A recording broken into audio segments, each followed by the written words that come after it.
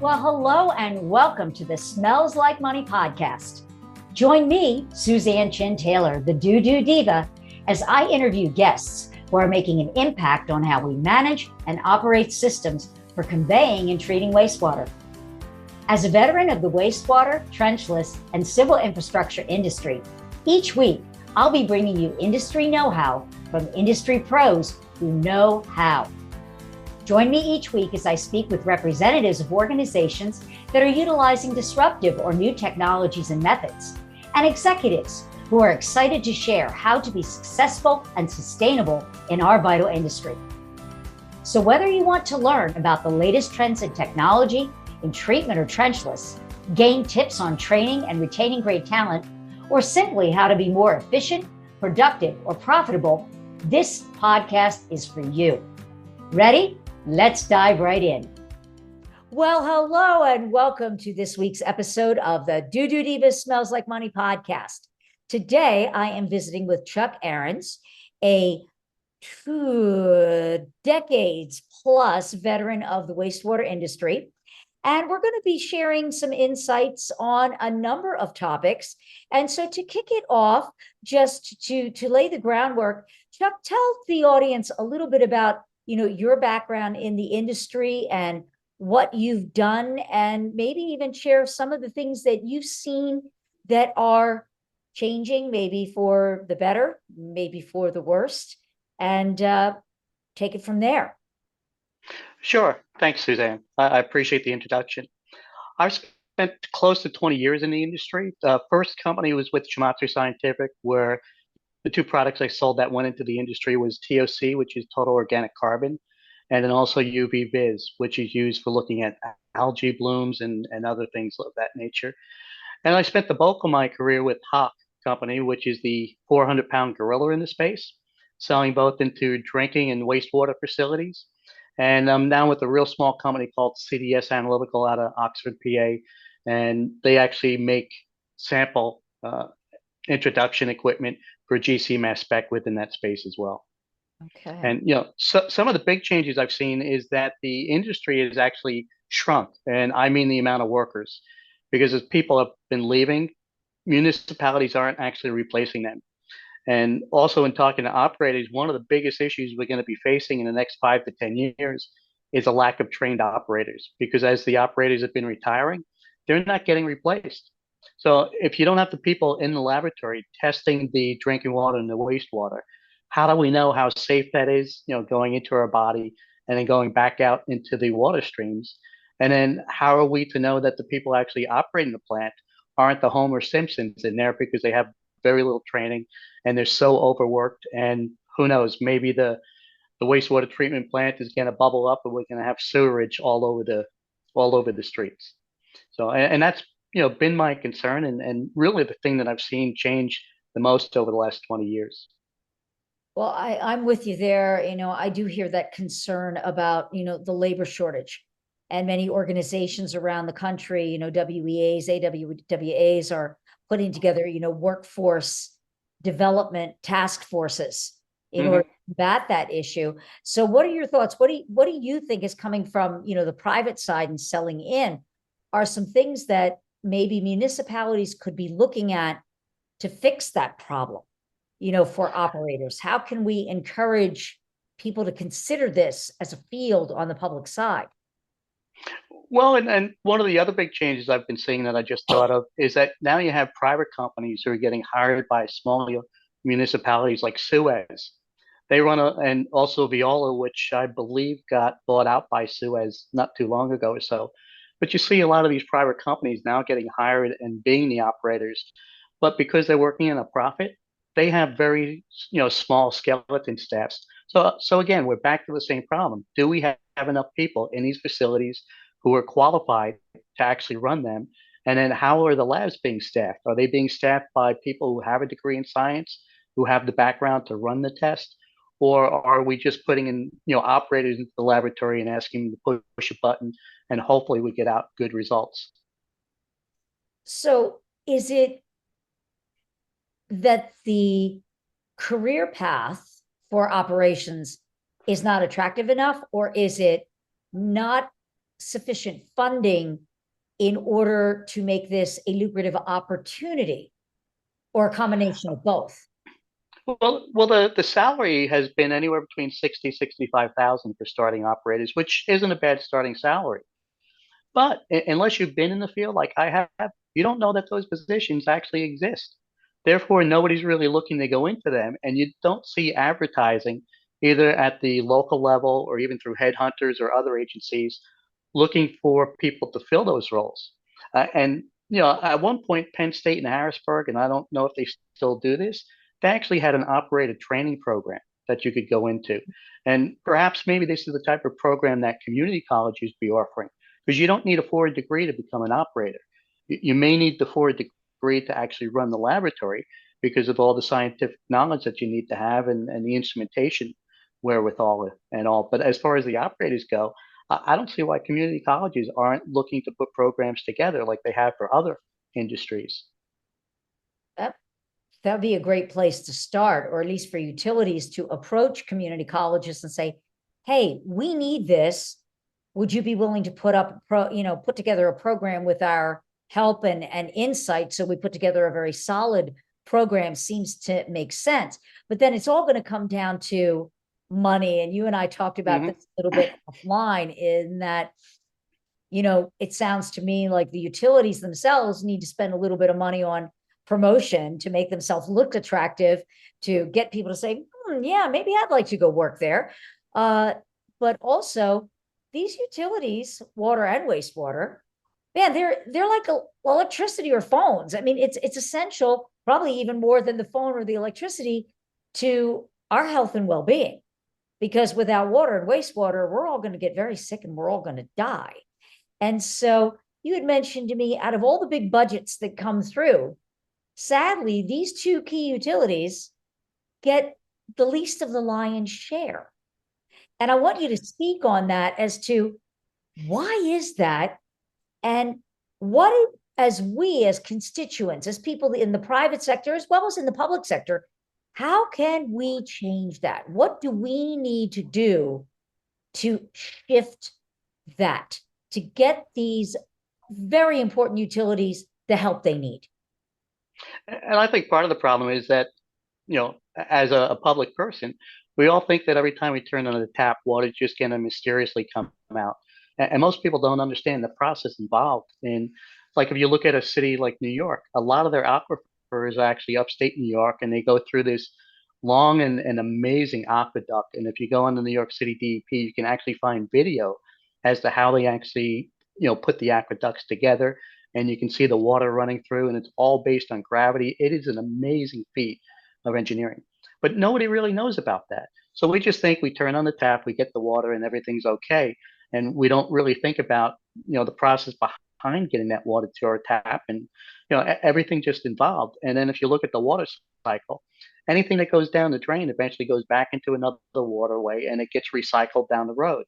Well, if we're not careful about the pollutants that are going in there, we're not going to have clean water, because only about 1% of the entire world's water is actually available for us to use. A lot of it is either tapped underground or in glaciers or in other sources that you can't get to. So we have to be really good stewards of that water.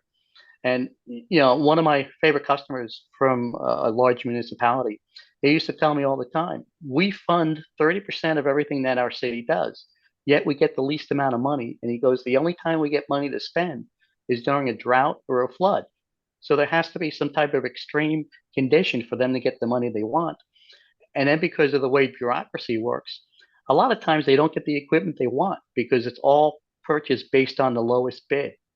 So, as we had mentioned some weeks ago, I had one account where they wound up getting equipment on the lowest bid, and the equipment just really didn't work for them. After about 3 or 4 years, they needed to replace it.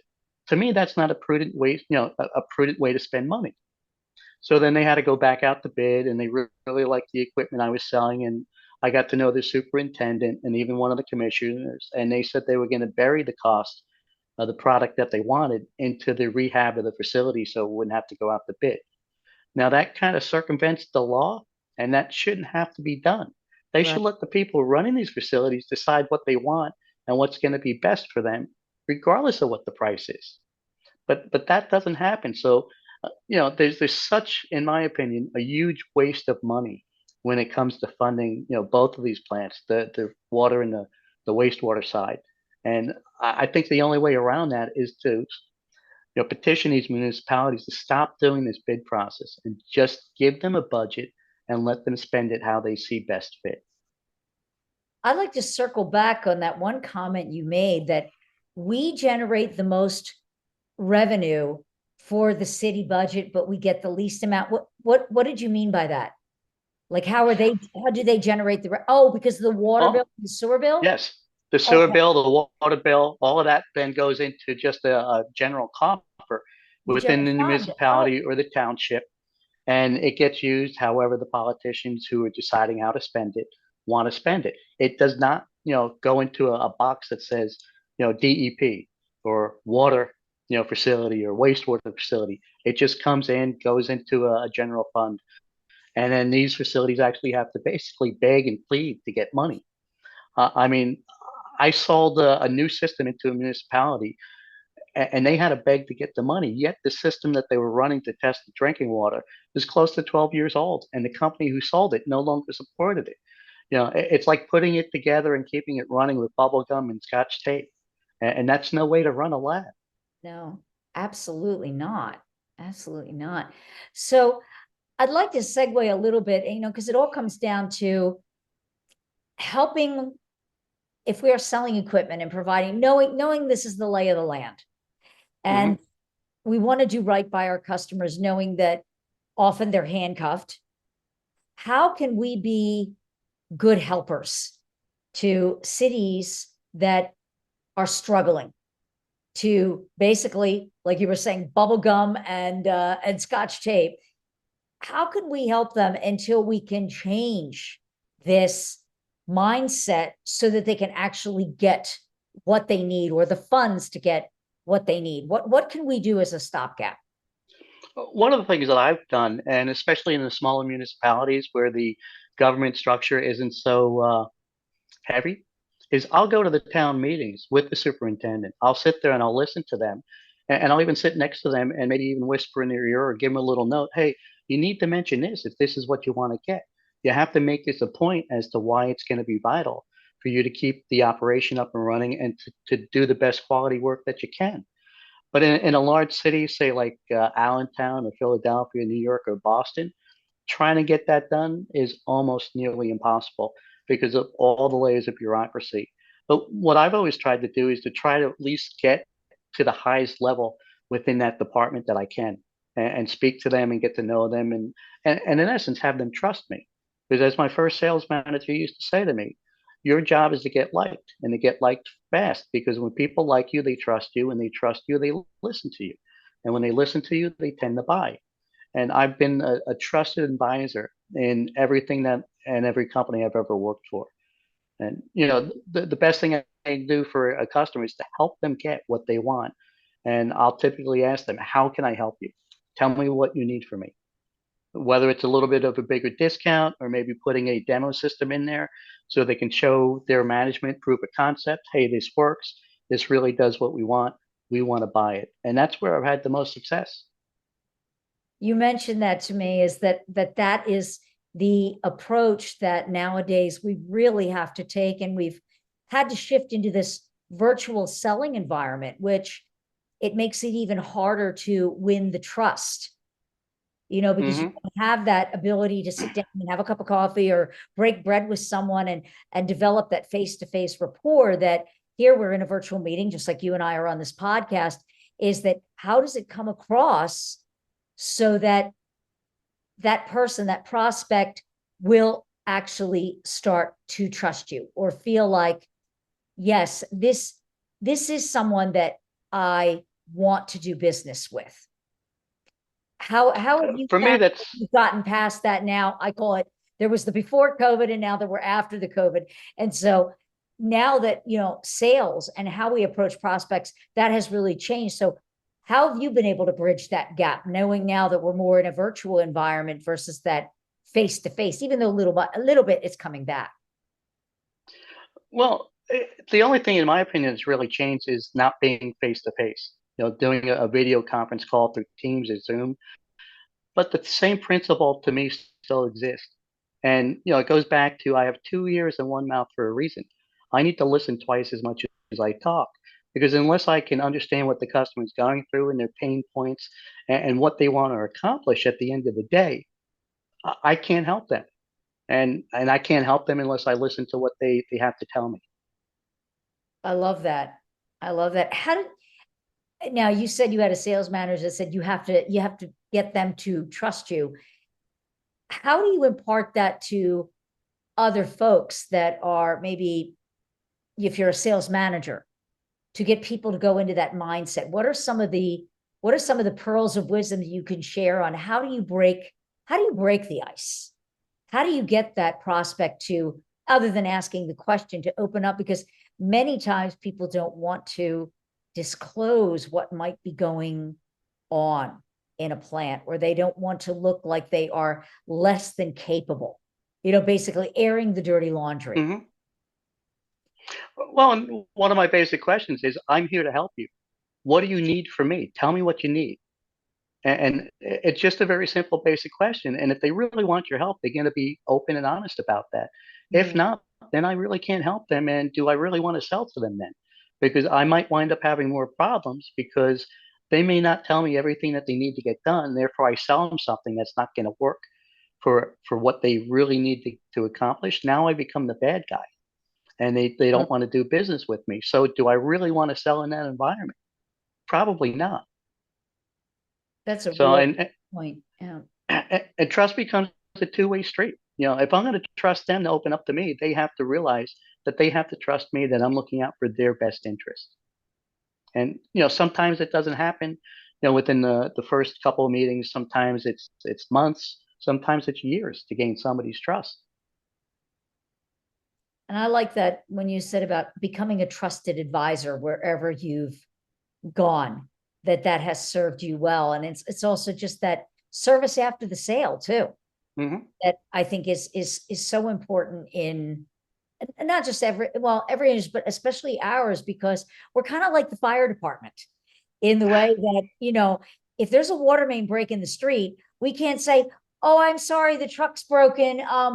We'll get to that in 2 days, when we have a part. No, you've got to be able to deploy Hmm. now, and it's just that understanding that sense of urgency that many companies don't. Like I'm seeing this a lot. I've talked about this with other folks, maybe to get your opinion, since you've been with some pretty big companies, is that there's a lot of M&A, a lot of acquisition and mergers taking place within our industry with companies that are from outside of our industry, and what that's going to mean for our customers.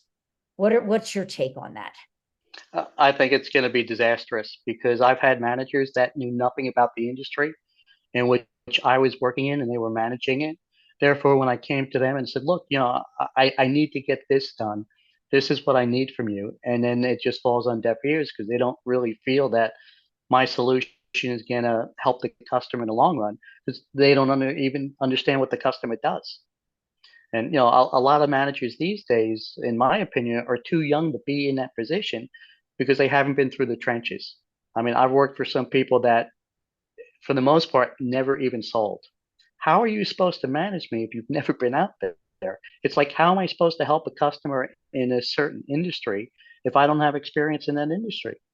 And, when I first went to Hawk, I didn't know much about the water industry. I was always tell my customers, I will learn more from you than you will ever learn from me. And, if you need to tell me things that are going on in your plant that I may not understand, I may then turn to you and said, can you explain that to me as though I'm a 3-year-old? Because I don't understand what you do and how this plant operates. And if you can't educate me, I can't help you down the road. So it's all about asking the right questions too. And not, I think also what you were just sharing, Hmm. not being afraid to admit, I don't know, or I don't understand. Can you explain that again?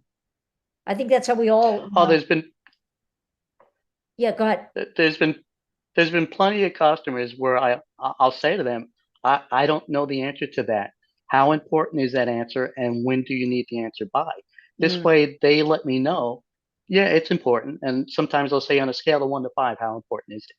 Oh, it's a 3. Okay, well, how soon do you need the answer? Because I'll go back to my company and I'll talk to the experts. I'll get the answer for you if it's that important. Well, in closing, I would just, since you've been in the industry for so long, and there's so many innovations that are coming to the forefront right now, in the fields that we are in.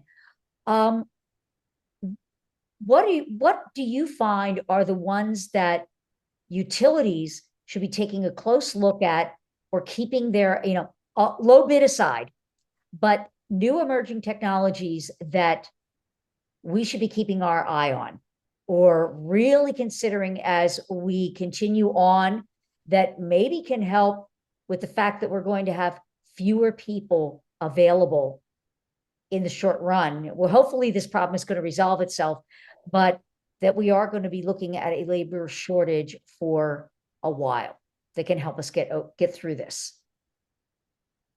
I think the best investment that they can make right now is in a good AI program that does predictive analysis, because that's in essence what the operators have been trained to do, to look at the board and determine, oh, we're going to have this problem.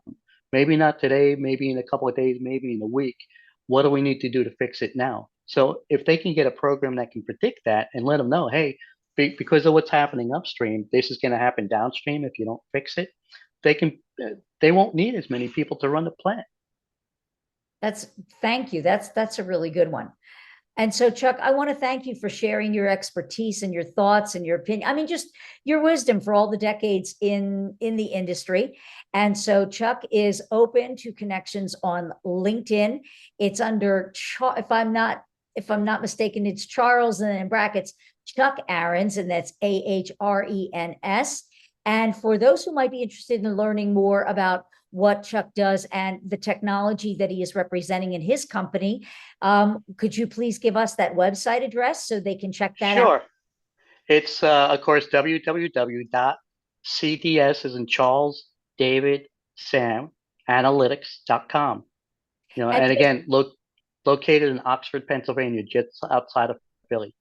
now, does this company provide these services just in that regional area, or is it nationwide, international?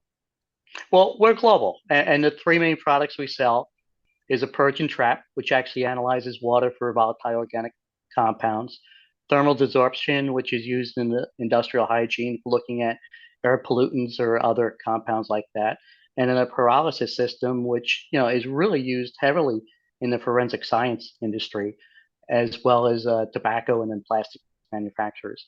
And I was recently down at a plastic recycling conference where unfortunately pyrolysis for recycling plastic is so expensive, there's not a lot of companies doing that. But that would actually bring the plastic back to its natural state, almost to the point of being back to oil, where it can be reused again. Wow, fascinating. But that technology is so expensive. All of the big players like BASF and Exxon and others like that are actually using pyrolysis to recycle the plastic. All right. Well, again, Chuck, I want to thank you for being on the show, and thank you, audience, for tuning in to this week's episode. And until next time, keep it flowing. Thanks so much for joining me, the DooDoo Diva, on this week's episode of Smells Like Money. What stood out to you this week? Share your takeaways by leaving me a review. You can find out more about the new technologies, creating sustainable solutions, and insights on how to succeed in our vital industry by subscribing to the show. Whether you want to learn about the latest trends in wastewater infrastructure, treatment, or trenchless, you've got it all right here at Smells Like Money. If you're an industry expert and would like to be considered as a guest for the show, book a quick chat with me by visiting calendly.com/the2it group/B-A-podcast-guest, or simply click the link in the show notes below. Until next week, a big shout out to all my industry friends and those who will be. You are my superheroes. Thanks for tuning in, keeping it flowing, and we'll see you all next week.